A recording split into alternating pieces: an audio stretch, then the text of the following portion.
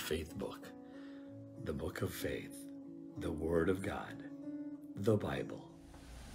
Isang mapagpalang araw po sa inyong lahat.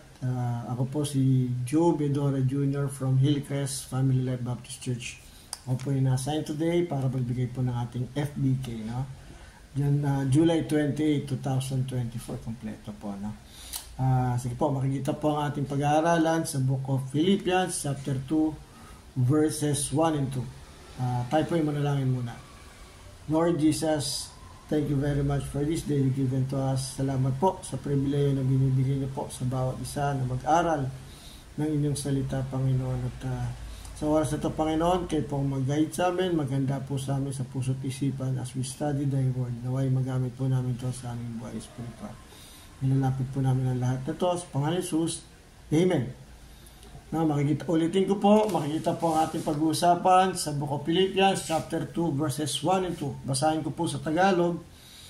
Kaya nga kung mayroong anumang kasiglahan kay Kristo, kung mayroon anumang kaaliwan ng pag-ibig, kung mayroong anumang pakikisama ng Espiritu, kung mayroon anumang mahihinahong awa at habag, verse 2, ay lubusin ninyo ang aking katuwaan, upang kayo'y mangagkaisa ng pag-iisip, mangagtaglay ng isa ring pag-ibig, na mangagkaisa ng akala at isa lamang pag-iisip. Napakaganda po. No? Pinapakita po dito sa verse 1, napakaganda. Kaya nga kung meron anumang kasiglahan kay Kristo, pag meron pong consolation na matatanggap tayo sa Panginoon, sabi nga po sa English, consolation, if any comfort of love coming from our Lord, if any fellowship of the Spirit, if any bowels and mercy, sabi nga po, meron anumang mahihinahong awa at tabag na ma-receive tayo sa Panginoon.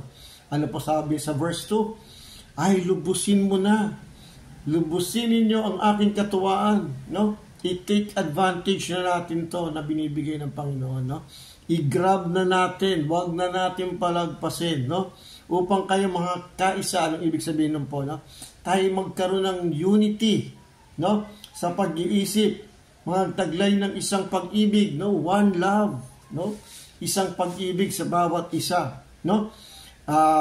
katuwaan upang kayo mga kaisa sa pag-iisip, unity in mind, at magtaglay ng isa ring pag-ibig, ang ganda po, at mga kaisa ng akala at isa lamang sa pag-iisip. Unity in mind, unity in heart.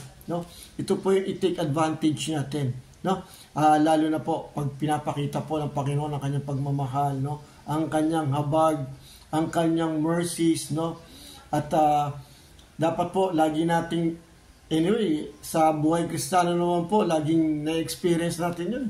Tayo lang po ang nag-i-ignore sa lahat ng mga ginagawa niyang himala sa buhay natin, pagmamahal na pinapakita niya, awa na pinapakita niya, pagtulong, di ba, ang pagpapatawad sa atin, na-ignore po natin minsan yan. Doon lang po natin siya naalala pag matindi na po yung pangangailangan natin. Then after makuha natin yung pangangailangan natin, sinagot niya, makakalimutan na po natin uli siya, Hihintay na naman po natin yung pangangailangan matindi natin. Pero dito po, pinakita dito, habang pinapakita ng Panginoon ang pagmamahal niya sa atin, i-take advantage natin. Lubusin natin ang aking katuwaan, sabi niya, Kita niyo po, siya na po yung nagbibigay ng consolation sa atin. Pinapakita niya ng pagmamahal niya sa atin. Tayo naman po kailangan lubusin. At the same time, siya naman rin po ay nag-i-enjoy, Siya rin po ay sa puso niya ay may katuwaan din, Kita niyo po ang Panginoon, Kita niyo po, siya na yung nagbibigay. All we have to do is to listen, to show our love, our appreciation.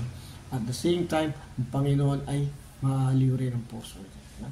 Sa oras po na to, maraming tayong papasalamatan sa Panginoon. At alam ko, you cannot deny na maraming ginawa ang Panginoon sa buhay mo,